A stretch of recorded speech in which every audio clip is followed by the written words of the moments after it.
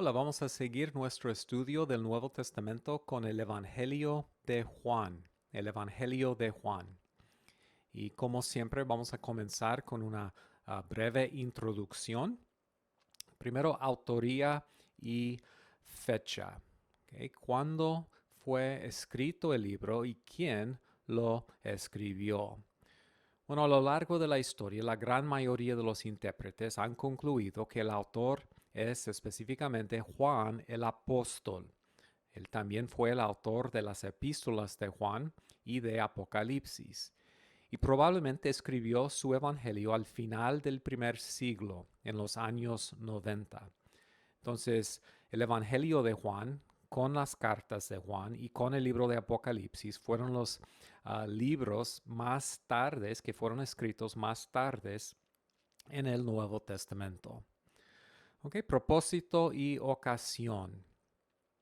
En Juan 20, versículo 31, Juan describe explícitamente su propósito. Juan escribe, pero estas cosas se han escrito para que creáis que Jesús es el Cristo, el Hijo de Dios, y para que creyendo tengáis vida en su nombre. Entonces el apóstol escribe su evangelio para crear y para establecer la fe de sus lectores. Específicamente quiere demostrar que Jesús es el Mesías, el Hijo de Dios. Pero ¿qué fue la ocasión del Evangelio de Juan? En otras palabras, ¿cuáles fueron las circunstancias en las cuales Juan escribió su Evangelio? Bueno, tenemos varias pistas en el libro. Mucho del libro tiene que ver con la relación de Jesús con las instituciones, rituales y el simbolismo del Antiguo Testamento y del judaísmo. Por ejemplo, vamos a ver que Juan presenta a Jesús como el verdadero templo, el verdadero cumplimiento de lo que el templo prefigura. También presenta a Jesús como el cumplimiento de las fiestas y festivales del Antiguo Testamento, como la Pascua y la fiesta de tabernáculos. Juan nos enseña que Jesús trae el reposo de Dios y así reemplace el día de reposo. Él ha venido como Yahvé, el yo soy del Antiguo Testamento. En su venida Él ha traído la boda mesiánica, la gran cena escatológica esperada por los profetas. También Juan indica que es el cumplimiento del sistema de sacrificios. En él vemos la Shekinah, la verdadera gloria de Dios que Moisés quiso ver. Él es el verdadero Israel, la vid verdadera que cumple lo que Israel en el Antiguo Testamento no pudo cumplir. Como el pan de vida, Jesús desciende desde el cielo y es el cumplimiento de la maná en el desierto, la provisión milagrosa de Dios que da vida a su pueblo. Además, Él es el cumplimiento de el simbolismo de la serpiente levantada en el desierto, etc. Entonces, ¿por qué presenta Juan a Jesús de esta manera? Bueno, es importante recordar que Juan fue escrito después de la destrucción de Jerusalén en el año 70 después de Jesús. Y es importante considerar el impacto enorme que ese evento hubiera tenido sobre el judaísmo y aún sobre los judíos cristianos en el primer siglo. Tenía mucho que ver con su autoentendimiento y su identidad como judíos. Entonces, cuando consideramos ese tema, podemos ver que la destrucción del templo interrumpió la adoración y las prácticas y los rituales de la nación. La fe de los judíos fue bien ligada al templo y a las fiestas celebradas en Jerusalén y en el templo, y todos los rituales y las tradiciones fueron conectadas a ese lugar. Por décadas, aún los judíos cristianos lucharon con su identidad judía. ¿Cómo nos relacionamos con el templo y con las tradiciones y las fiestas del Antiguo Testamento? Entonces, igual como la destrucción del templo por Babilonia en el sexto siglo antes de Cristo causó una crisis para la práctica de la religión judía, la destrucción del templo por Roma Y la destrucción de la ciudad causó una crisis también para la comunidad judía. Entonces esa crisis proveyó el contexto en el cual Juan escribe su presentación de Jesús el Mesías. Juan escribe para evangelizar a los judíos y para fortalecer la fe de los judíos cristianos y también de los gentiles cristianos.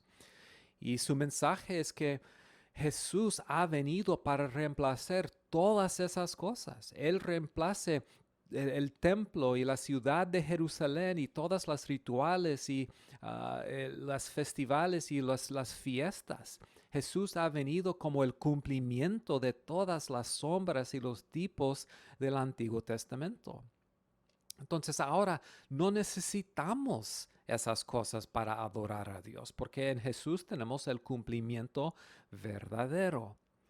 Acuérdense de las palabras de Jesús a la mujer samaritana cuando le preguntaba a Jesús, ¿dónde debemos adorar a Dios? ¿En este monte o en Jerusalén? ¿Y qué le dijo Jesús? Dijo, créeme, mujer, que se acerca la hora en que ni en este monte ni en Jerusalén adorarán ustedes al Padre, pero se acerca la hora y ha llegado ya.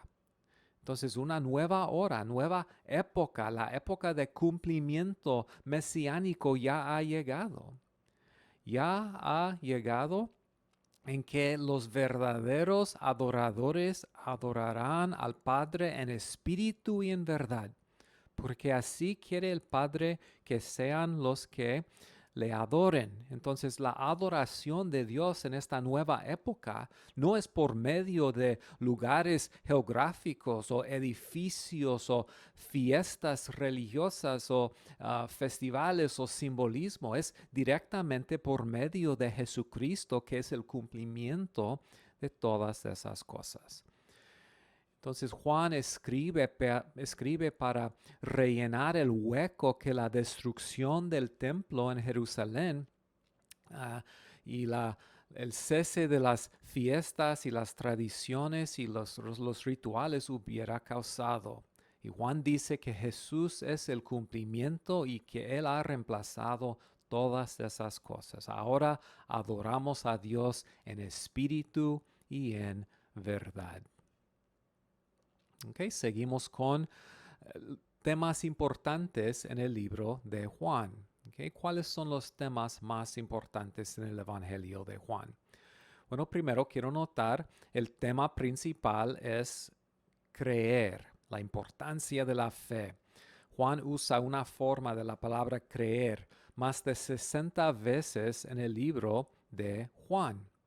Y ya vimos la descripción del propósito que tenemos en Juan 20, 30 y 31.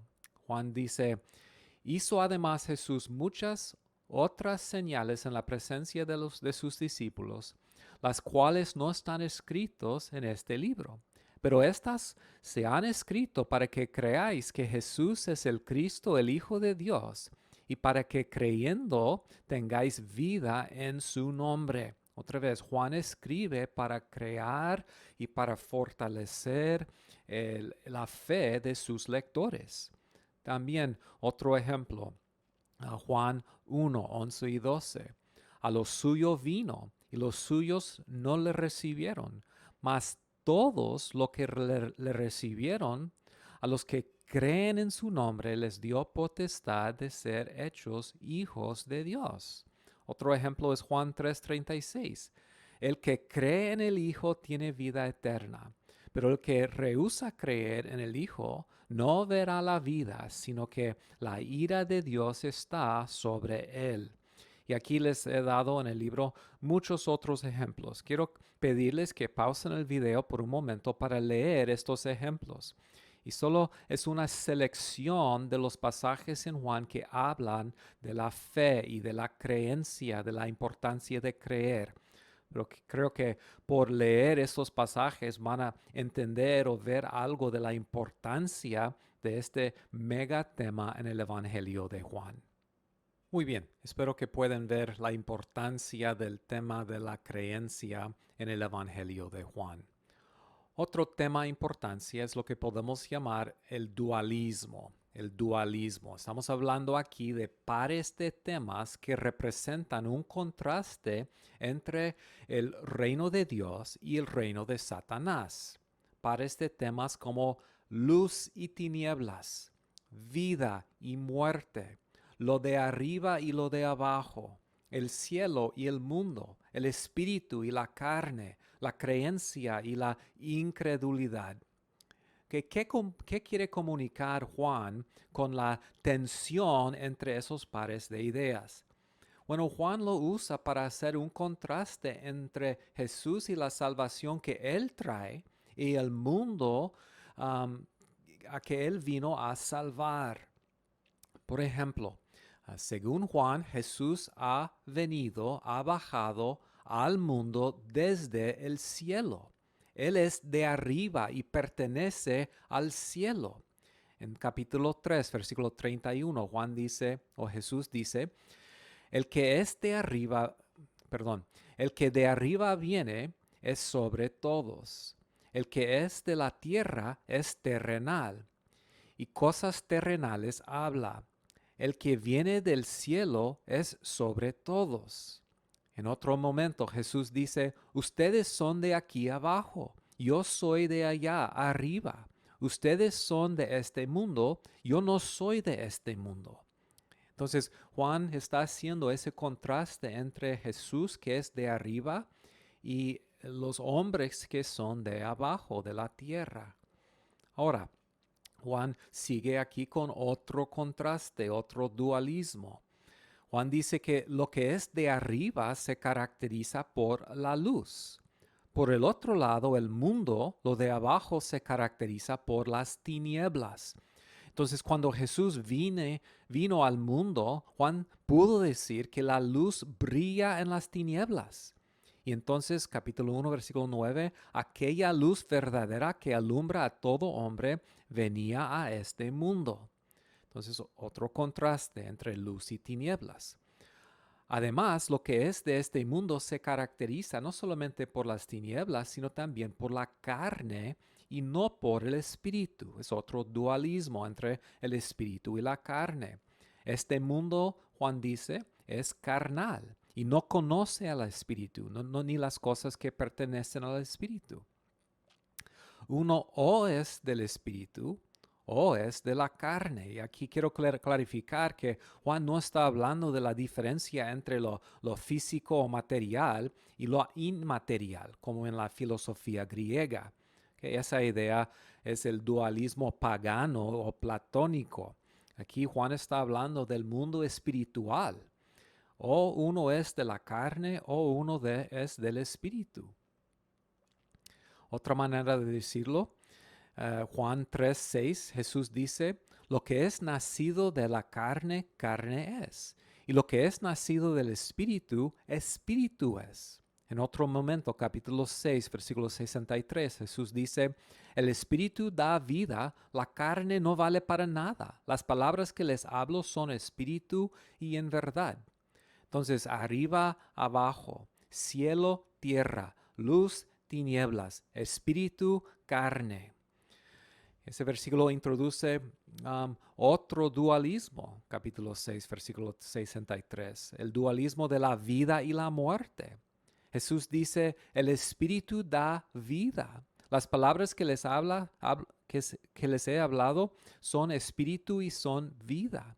Entonces Jesús, viniendo del cielo, viniendo de arriba, ha venido trayendo no solamente luz, pero ha traído vida. Ha descendido a la tierra, un lugar caracterizado por la carne, las tinieblas y la muerte. Capítulo 1, versículos 4 y 5 dicen, en él estaba la vida, y la vida era la luz de los hombres. Y la luz brilla en las tinieblas, y las tinieblas no la comprendieron. Entonces Jesús dice cosas como en capítulo 5, versículo 24, de cierto les digo que el que oye mi palabra y cree al que me envió, tiene vida eterna. El tal no viene a condenación, sino que ha pasado de muerte a vida. Y es por eso que la resurrección es tan importante en el libro de Juan. Jesús resucita a Lázaro en capítulo 11 específicamente para ilustrar su poder sobre la muerte. Como la vida eterna, Él ofrece la vida eterna y Él conquista la muerte. Jesús dice al hermano, a la hermana de Lázaro, yo soy la resurrección y la vida. El que cree en mí, aunque muera, vivirá. Entonces, en el contexto de esos dualismos podemos entender el énfasis de Juan en la fe y la incredulidad. Los que tienen el Espíritu y andan en la luz y los que son nacidos de arriba, del cielo, son los que creen.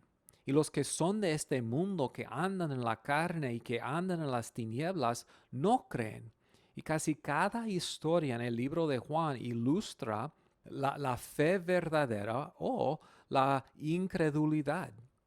Entonces, cuando leemos el Evangelio de Juan, es importante observar cómo estos dualismos y contrastes destacan la identidad verdadera de Jesús y la identidad de sus seguidores. Los que son realmente discípulos han nacido de arriba. Ellos son caracterizados por la luz, por la fe. Ellos no andan en la carne, sino son controlados por el Espíritu. Tienen la nueva vida que trae el Espíritu Santo. Otro tema importante en el Evangelio de Juan es el tema de testimonio. Las palabras testimonio y testificar son bien importantes en el Evangelio de Juan. De hecho, es interesante que estas palabras se usan 4 veces en el Evangelio de Mateo, 6 veces en Marcos, 6 veces en Lucas y 47 veces en Juan. Que esa estadística nos ayuda a entender y ver la importancia del tema de testimonio y de testificar.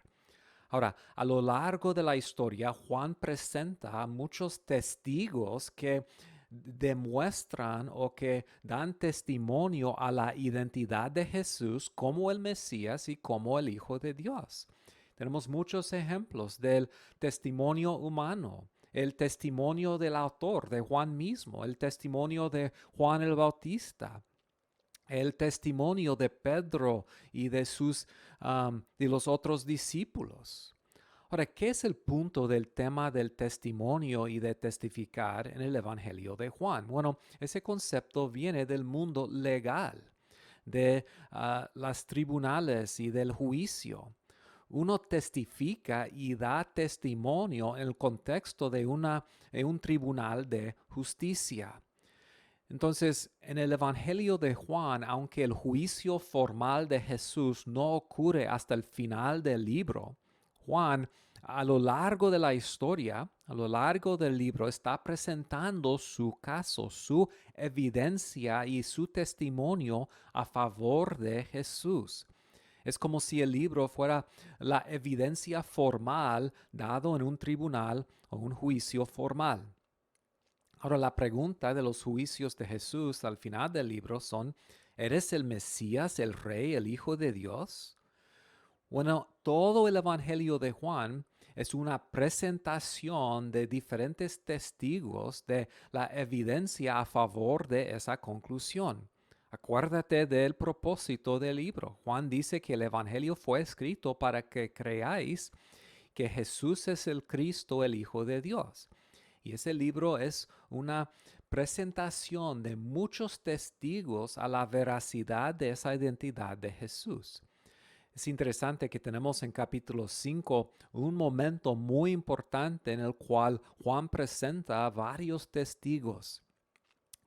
Mira conmigo, por favor, a Juan 5, 31 a 40. Voy a pedirles que pausen el video y que tomen el tiempo para leer este párrafo. Y después de leerlo vamos a observar los diferentes testigos que Juan presenta. Muy bien. ¿Cuáles son los testigos que Juan menciona? Bueno, primero en versículo 33 dice Juan, hablando de Juan el Bautista, Juan dio testimonio de la verdad. Además, versículo 36.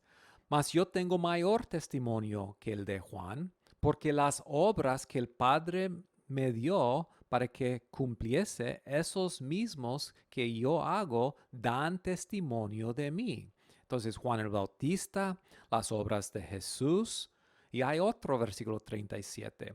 También el Padre que me envió ha dado testimonio de mí. Además, las Escrituras en versículo 39. Escudriñad las Escrituras porque a vosotros os parece que en ellos tenéis la vida eterna y ellas son las que dan testimonio de mí. Juan el Bautista, las obras de Jesús, el Padre mismo y las Escrituras son grandes testigos que dan testimonio a la identidad de Jesús. Bien, otro tema importante es la importancia de la incredulidad y rechazo de Jesús por los judíos. Ya hemos visto la importancia de la fe, la creencia y la incredulidad en el Evangelio de Juan.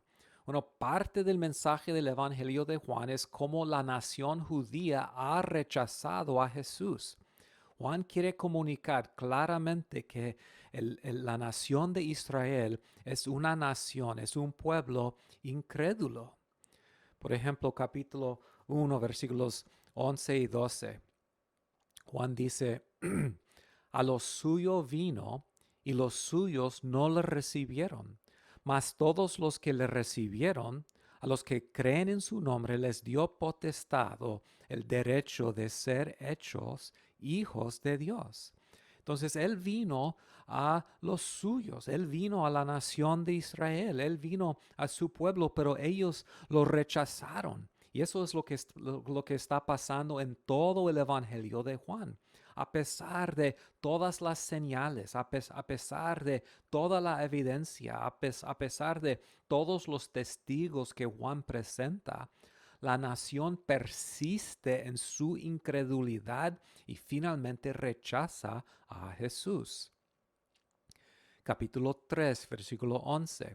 En verdad te digo que hablamos lo que sabemos y damos testimonio de lo que hemos visto, pero vosotros no recibáis nuestro testimonio. Okay, es una conclusión que Jesús saca sobre la nación y su reacción a él. Capítulo 5, versículo 43. Yo he venido en nombre de mi Padre y ustedes no me aceptan. Pero si otro viniera por su propia cuenta, a ese sí lo aceptarían. Entonces, vez tras vez están rechazando a Jesús. Capítulo 12, versículo 48.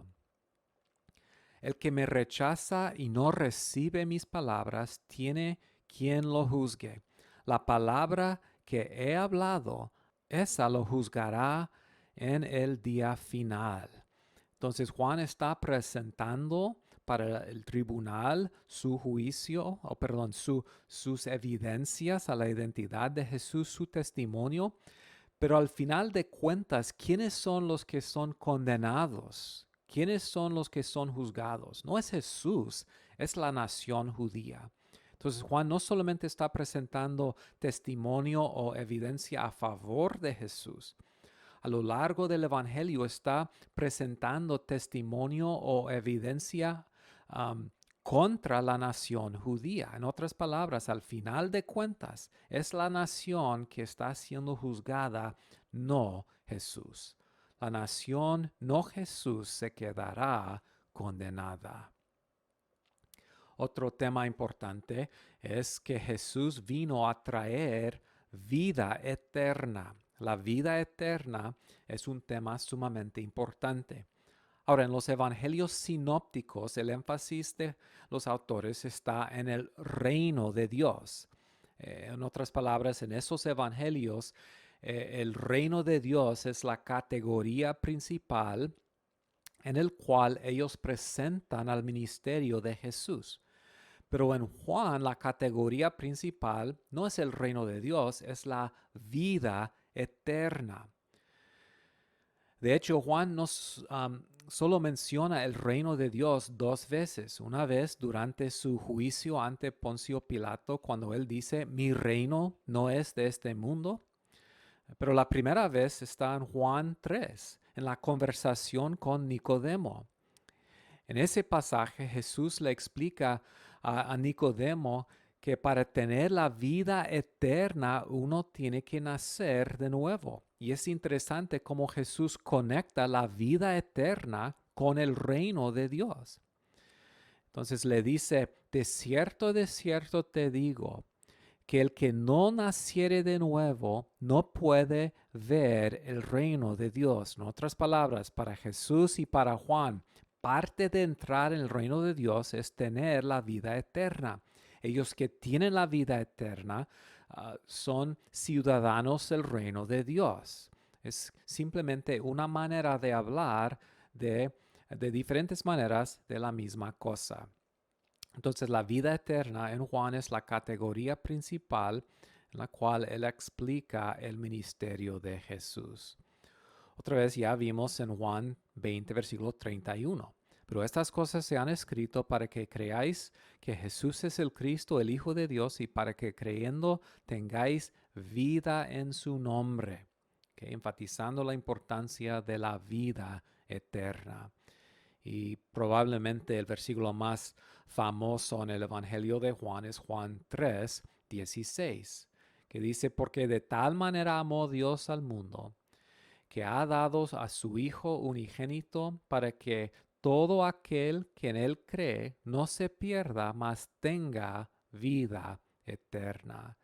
Entonces en los evangelios sinópticos Jesús viene ofreciendo el reino de Dios. En Juan Jesús viene ofreciendo la vida eterna. Y las dos son bien conectadas. Muy bien, otro tema importante. Juan, como vamos a ver y como ya comenté, Juan enfatiza que Jesús cumple al Antiguo Testamento. Jesús cumple al Antiguo Testamento. Como en los evangelios sinópticos es un énfasis importante, pero Juan no lo demuestra principalmente por medio de citas del Antiguo Testamento. Entonces en los evangelios sinópticos muchas veces leemos, eso pasó para que cumpliese o para cumplir la palabra del profeta.